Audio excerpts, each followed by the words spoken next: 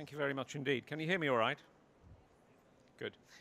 My background is in general practice, and I work on a locality commissioning board, not a clinical commissioning board, but a locality board, which is the tier below, that's designed to influence commissioners, but also to influence general practitioners in the way in which they change. And the first message I want you to take away is that there is a real risk that resources will go to those with the loudest voice and the biggest influence. The inverse care law. The more you need, the less you get. That's a real problem in all conditions, but it's particularly true in dementia because, of course, your own voice as a person who has dementia will change over time and weaken, and others will step in to speak for you if they're around. The second thing I want you to take away is that this is not what it seems to be. This problem is not what it appears to be. There's a great deal of discussion, talk and writing about dementia, but some of it is missing the point clinically, and that could influence commissioners in the wrong direction. Let me give you some examples of that. The survival from onset of symptoms is 4.5 to 5 years in dementia syndrome as a whole.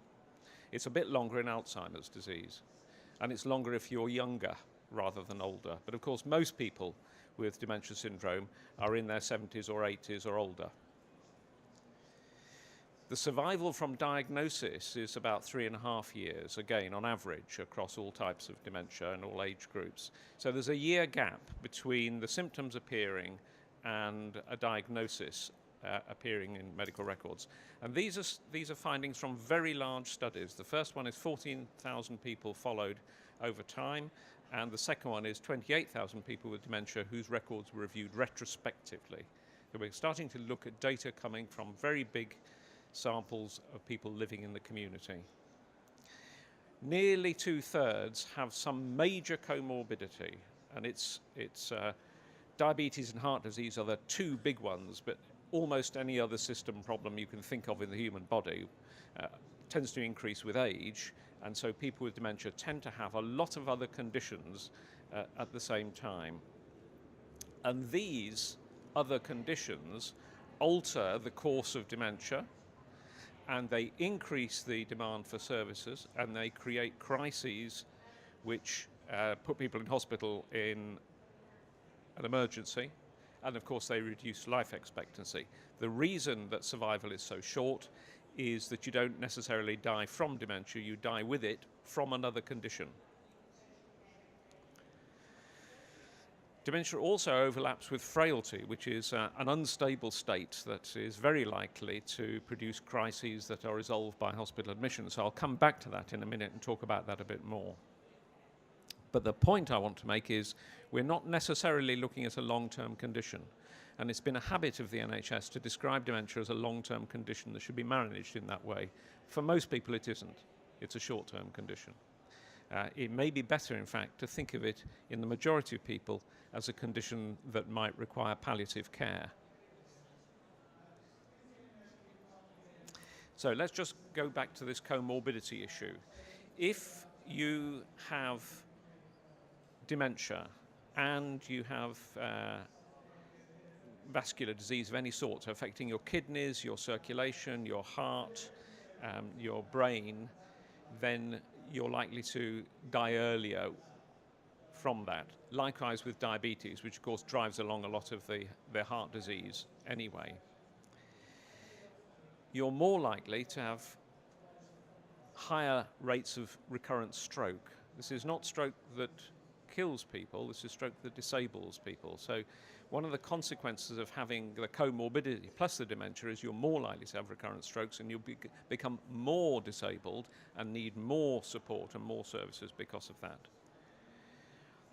And you're more likely to have less functional ability, less ability to do everyday things, more likely to develop nutritional deficiencies, and those things together will increase the amount of support that you need and make you more vulnerable to other illnesses. Dementia overshadows other conditions. And we've got good evidence that if somebody has dementia syndrome, then the clinicians who are responsible for their medical care will be less likely to take good care of high blood pressure, or to prevent stroke, or to manage irregular heartbeat, atrial fibrillation, which itself causes stroke. They'll be less likely to worry about those things if you have dementia than if you don't. So getting the control of these comorbid conditions right could reduce your disability even though you have a disabling condition. And that's the logic of looking at dementia not as a thing that stands alone, but that in most people is mixed in with a number of other often very serious problems that need a lot of attention. Now, frailty is a bit different because frailty is about system failure over time that gets you to the point where you tip over into a completely unstable state. And frailty really means the accumulation of deficits, like your hearing starts to go, your vision starts to get worse, your brain starts to get, your heart is less efficient at pumping, your lungs are less efficient at getting oxygen into your bloodstream, your kidneys get less efficient, your liver is less efficient at detoxifying your blood, and so on. So that accumulation over time of all those deficits produces this frail state where a small thing can produce a big crisis.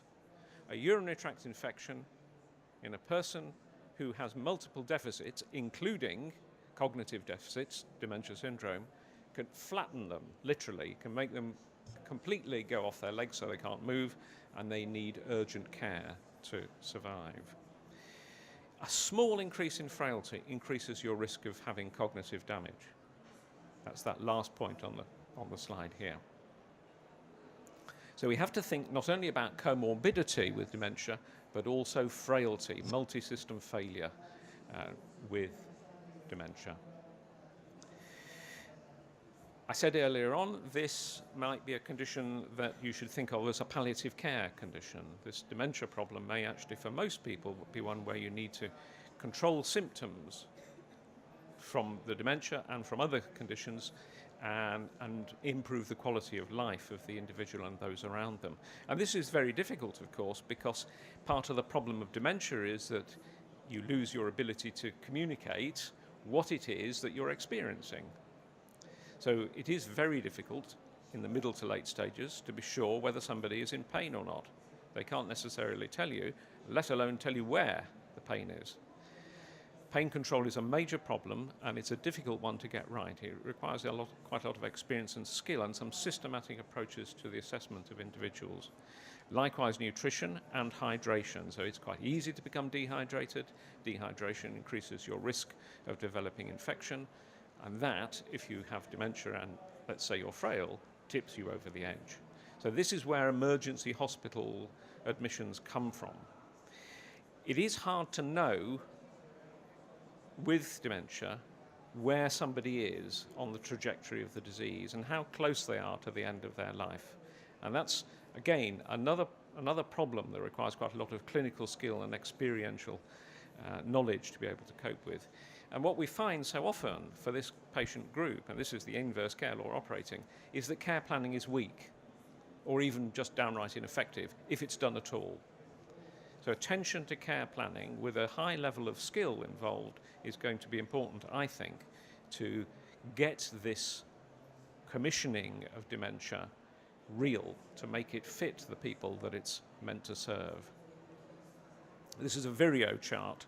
It's used to show what happens to somebody at the very end of their life.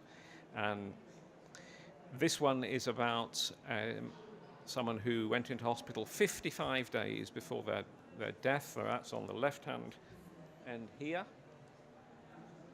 just there. They were short of breath, SOB. 55 days, they lived in a care home, they were transferred to a hospital because of shortness of breath. 54 days passed. Who knows what goes on inside this line here? We don't know. It's quite difficult to get access to any of that information. But they get sent back to their care home. The resident appeared to be improving, says the hospital. So the admission ends, they're discharged back to the care home, and what the care home says is very unwell, very frail, catheterized. Lots of activity happens, lots of documentation of what goes on. District nurse arrives, organises a hospital bed for the next day. Too late, the person dies the next day. This is the kind of mess at the end of life which is distressing to the individual and all those around them, and probably avoidable. What we really don't know is what goes on in the hospital area and how best to influence it. So it's an example of an undesirable situation for that individual, their family, and for those who support them. Now, how am I going to have enough time to tell you this? The Department of Health commissioned a tool for dementia services, and it was a modular tool. It had bits for diagnosis, for care in hospital, for care in care homes, community, and for management of antipsychotic medication use. And it was designed to be modifiable, so commissioners could alter it any way they felt like, and it produced a dashboard of outcomes. This is what the tool, these are the modules, so early diagnosis, care at home, on the care home, care in hospital, and antipsychotic medication use, and there's material for patients and families, and there is a software system which allows you to put in the details of the person and to see what the outcomes would be in terms of packages of care delivered to them. That's the software system that tells you if you put in this amount of money here with these resources, you will get this benefit or disbenefit at the end. The principle was that general practitioners would be responsible for dementia care primarily, and they would be able to call on specialists, but specialists would not take control of the clinical care of the person with dementia. And another principle was that the whole thing had to be rapid. It should be done fast. There should be no waiting around for this. I'm going to go through this very fast. If you want to get the slides later, I'm very happy to send them to you.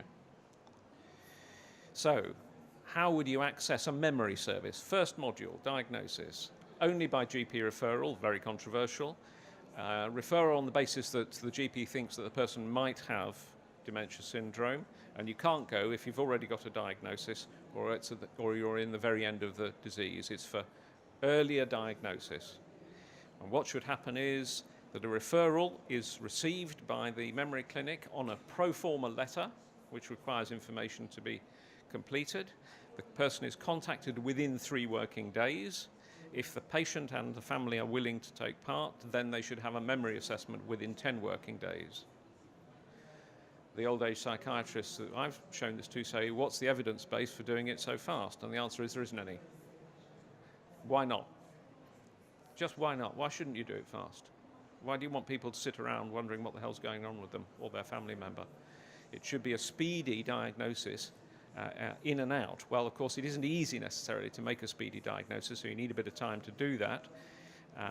The diagnostic process, though, would be very clear. At the end of it, you'd say this person has dementia syndrome or not. If they have it, then you want to know what type of dementia is it. Is it Alzheimer's, Lewy body, vascular dementia, or any of those other things? If it is, initiate whatever interventions you can and do some initial counselling. But if they haven't got dementia, they might have mild cognitive impairment, for example, or depression, they go back to their general practitioner with advice. They do not get followed up by the specialist service. Again, that was controversial. So if you go back to what specialists are doing in a memory clinic, they make a diagnosis, they talk about that diagnosis with the person and their family, they develop a care plan, they start some counselling, they do that within a 3-month period, first seeing the patient, and that person then goes back with very detailed advice about follow-up care, and it's the job of the GP to do the follow-up care.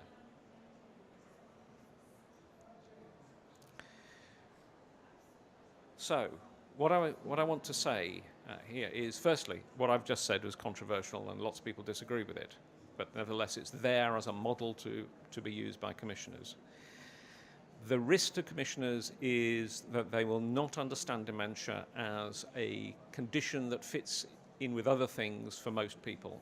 They'll see it as a thing in itself, and this is being actively encouraged by the NHS and by the government. Any target driven system is likely to focus down very narrowly on the problem, when the problem, in fact, is not narrow, it's very broad.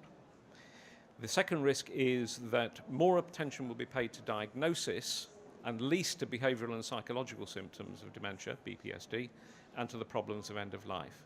So we'll find money being siphoned off into memory clinics when in fact it needs to go to a later stage in the disease process.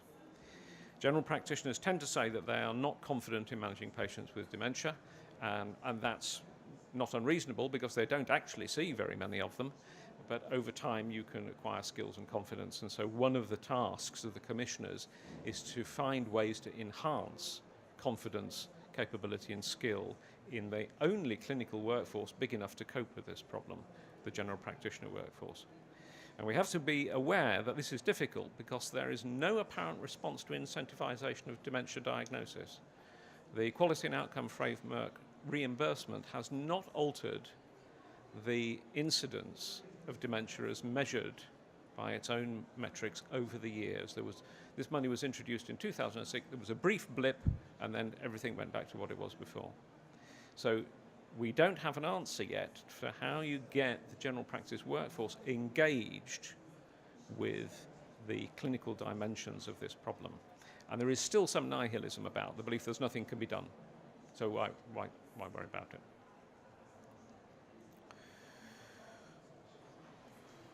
I'm going to give you three options that I want you to think about, and if there's time, I might even get people to vote.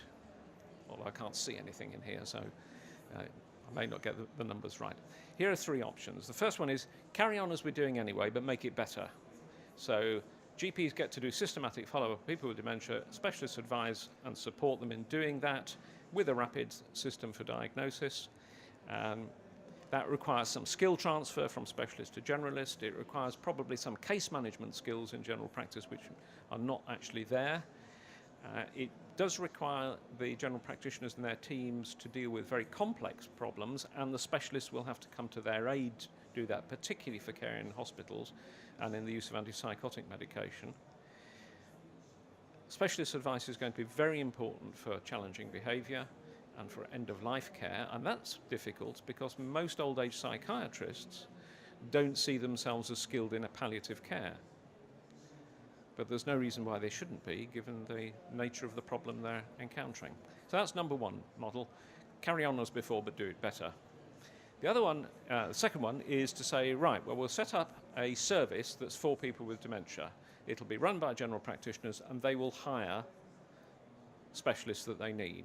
This is the Nosal model from Staffordshire, and anybody who's heard Ian Greaves, the GP running it, will know that he's a passionate enthusiast for this kind of way of working. You set up a social enterprise and you recruit into it people who will do the specialist work in the community, not based in a hospital. They do it in general practice. And the third model is the Dutch model, which is to say that we just need some specialists who are really good with frail older people with multiple conditions. General practitioners shouldn't take part in this at all. This work should be taken over by experts. We'll train a whole group of community geriatricians, in effect, to do this work. We'll put them together with the old age psychiatrists and they'll run the service. And that seems to be how it works in Holland.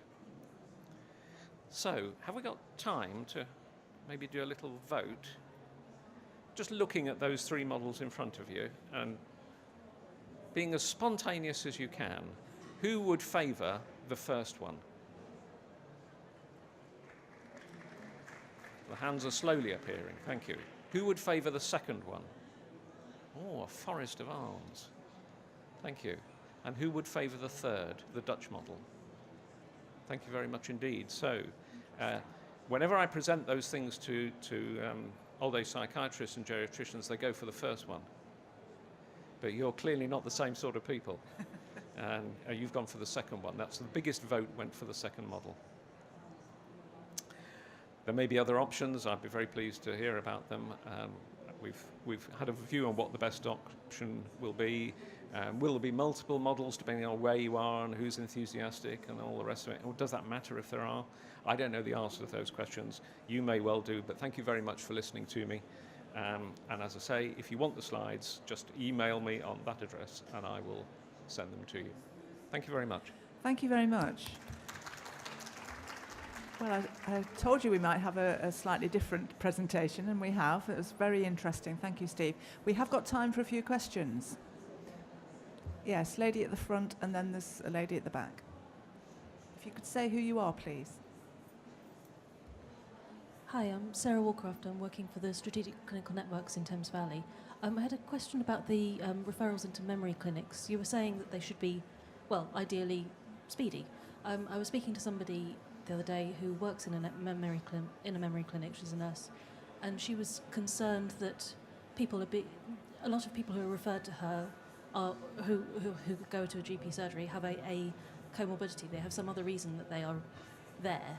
And they get referred to her too quickly, and she has to send them home and say, come back in, however long it takes to get over whatever it is. Could you say a bit more about that? Yeah, I think there are real problems with the whole memory clinic model, actually, but we've got it now, and we have to work with it as best we can. One of the problems is so that people have got other conditions and they're ill. So when you're ill, the last thing you need is somebody trying to work out whether you've got cognitive impairment as well, because almost certainly you have to some extent got it. The other problem is that if referral thresholds are low in general practice, then a lot of people with depression will end up in memory clinics. And I've heard old age psychiatrists running them say that 4 in every 5 referrals, the people are depressed. They don't have dementia syndrome. Now, of course, it's very difficult to tell the difference between the two in the early stages of it, so this is not unreasonable, but it is logistically a huge problem.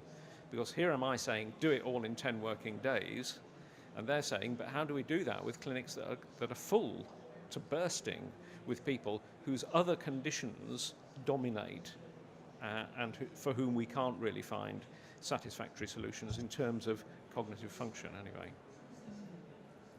Okay. Hi, I'm Gina Palumbo. I'm a GP commissioner, and in our area, we consider dementia to be one of our long-term conditions, so we've wrapped it up with our long-term condition clinics in primary care. But also we've had a lead GP who's proposing, and we've just finalised our model, that we'll have a DES Plus in primary care, which is using the DemTech to pick up MCI that then we'll manage in primary care. And I heard you mention the NOSAL model. I have not seen that model. I just wondered what your comments were about primary care sort of looking after that subsection. Oh. First of all, I don't think it's a long-term condition, as you've gathered, and I don't think it should be lumped in with long-term conditions. It should be dealt with as a short-term condition. Your likelihood of survival in this country is greater if you have any form of cancer than if you have any form of dementia at the moment.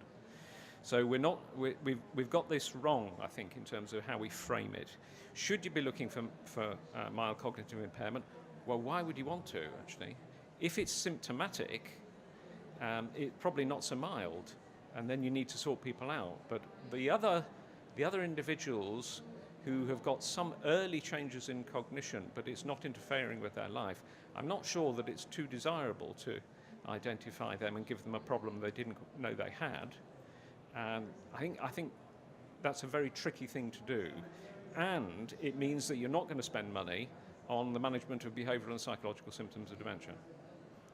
And I think that is really a problem, because think about the care homes struggling, under-resourced, with people who are very, very, very difficult and challenging sometimes to support.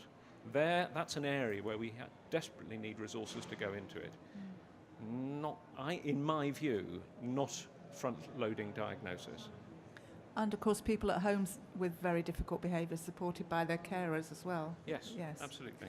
Yes, I think this will have to be the last question. Hi, Martin Ansell. I am one of the old age psychiatrists. Thought I'd better say something. I suppose this is one of the things I think about early diagnosis. The whole point of it is meant to prevent the behavioural disturbances later on, and it's been shown to delay access to care homes. I agree to a degree that it's not a very long-term condition, but I think I think to get rid of the nihilism and to keep sort of people positive and focused, you need to think that this is a long-term condition, that one day we are working towards cures, that certainly interventions currently can improve outcomes. I think one of the concerns I have about calling it a palliative care is that for GPs with lots of other things and no particular interest, they're less likely to sort of pick it up early and more likely to say, oh, we all get problems with our memory when we get older. Yeah, I mean, these things are not easy, are they? I think the big problem with the palliative care badge is that it goes against the grain of everything that care homes do, that the Alzheimer's Society does, in terms of saying living with this condition is possible, it's a disability and you can manage it. And I think I agree with that. I think it is a disability and you can manage it, but how do you manage it? And in the clinician's world, if you like, sealed off from normal life, it I think, is about palliation. Now, you're right that earlier recognition can help you to prevent things happening later on. You can do. The evidence isn't terribly powerful, but it's plausible, so we should be doing it, which is not to say that we should be screening populations or searching out people with asymptomatic MCI, because I don't think there's any evidence that doing that helps them. Not that you were saying that. No, not today, that's right. But I think, but today, the problems are really pressing. The first presentation said, look how difficult all of this is. And my answer is yes, and we do need to do something today. I take your point about keeping an eye on the future. Okay, well, thanks again, Steve. Very interesting perspective and very helpful and informative. Thank you very much. Pleasure.